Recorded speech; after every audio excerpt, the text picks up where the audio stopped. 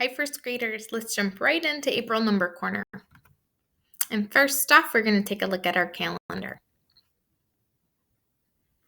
Today, it is April 17th, 2020. And when I turn over today's calendar marker, I see a fairly familiar shape. Right now, I bet a lot of you are thinking to yourselves that this looks a lot like a rhombus. Day 4 was a rhombus. But when I take a closer look, I notice some big differences between these shapes. I notice that a rhombus, all 4 of the sides are equivalent, or they're all the same length.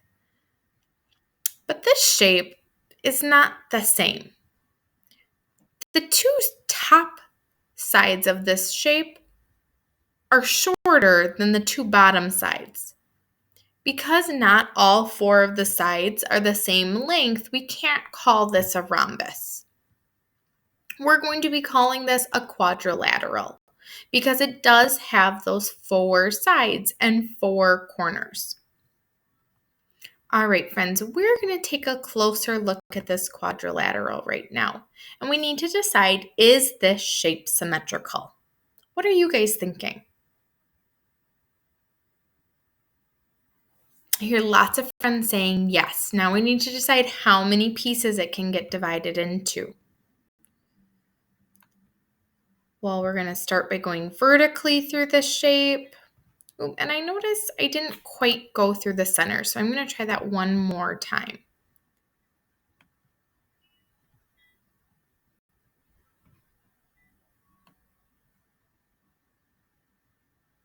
There we go. I have the shape split directly down the center. Looking at this, if I folded it, are the sides going to line up? You're right, they will. This shape is symmetrical when we divide it in half. Let's try to divide it into fourths. Do you think it's still going to be symmetrical?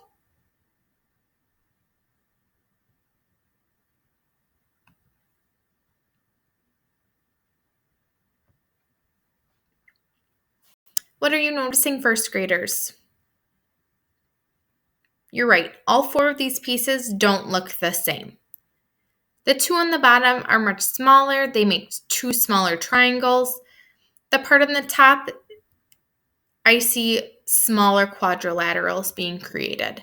So they're not lining up. This shape is symmetrical, but it can only be divided in half. Did that match a lot of your predictions? Awesome. Let's add our observations to our grid.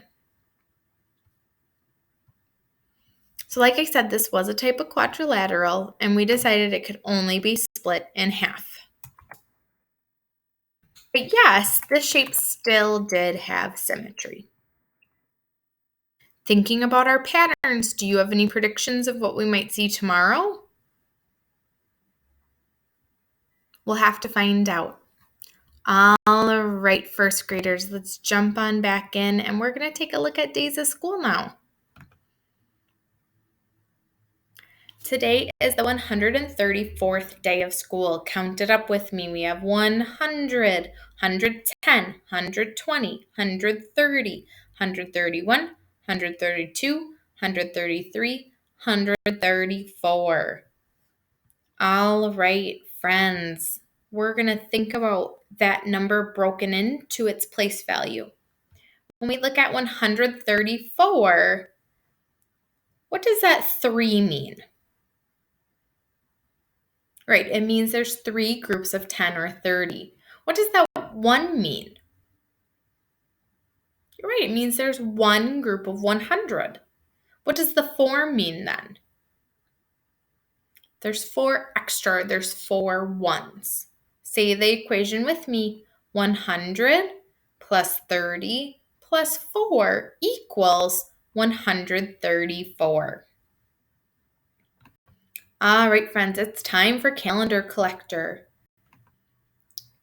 Remember, although this is the last day of our school week, this isn't our last day of calendar collector.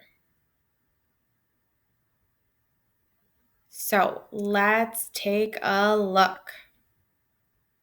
Right now, we left off with 10 sticks. And like we said, this is for week 3.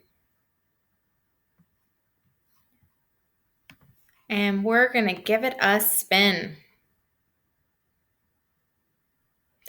We're adding 3 more sticks to our collection. Count them up with me.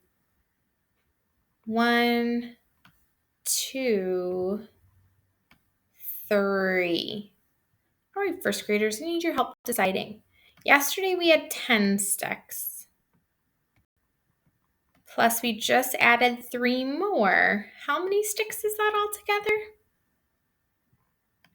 You're right, all together that is 13 sticks. Awesome job, friends. All right, kiddos.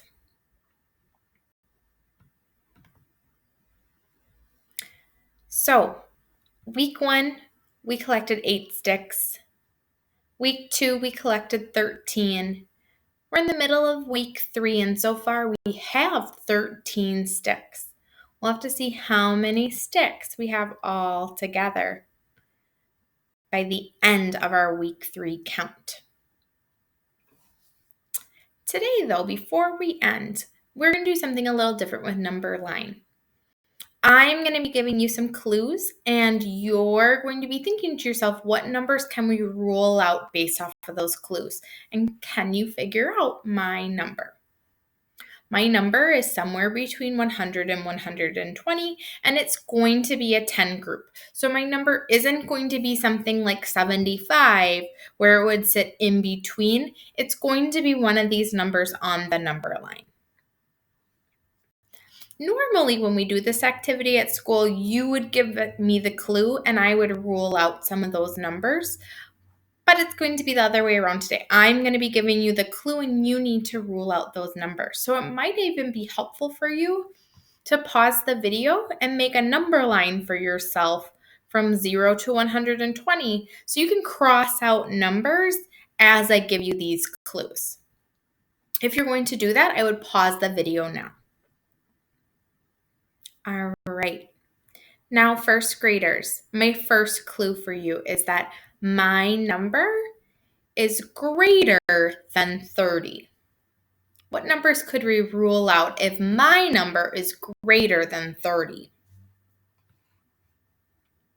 Right, we can take away the 0. We know it's not the 10, the 20, or the 30 because my number is greater than 30. Now it's time for your second clue. My number is less than 100. What can we cross out now? You're right, 100, 110, and 120. All right, we're going to continue. Right now, you know my number is somewhere between 40 and 90. Before we keep going, if you drew out a number line at home, I want you to circle your prediction. What number do you think it might be at this point? All right, here's your next clue. My number is greater than 50, but less than 90. You're right. I get to cover up 40 and I get to cover up 50 because we know my number is bigger than that.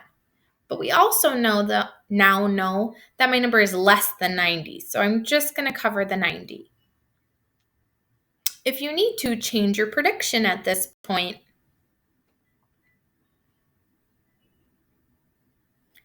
My number has an odd digit in the tens place. Is 6 an odd digit? Nope, that's an even digit. Is 8 an odd digit? Nope, 8 is even as well. What is my number? 70. You got it. All right, friends. Today, you have a seesaw activity to complete. Now, this is what the seesaw activity looks like. It's not the full page. In all, I think you have 6 problems that you need to solve for me. But in the center of the chart, you're going to see a target number. This is your base number where you're starting.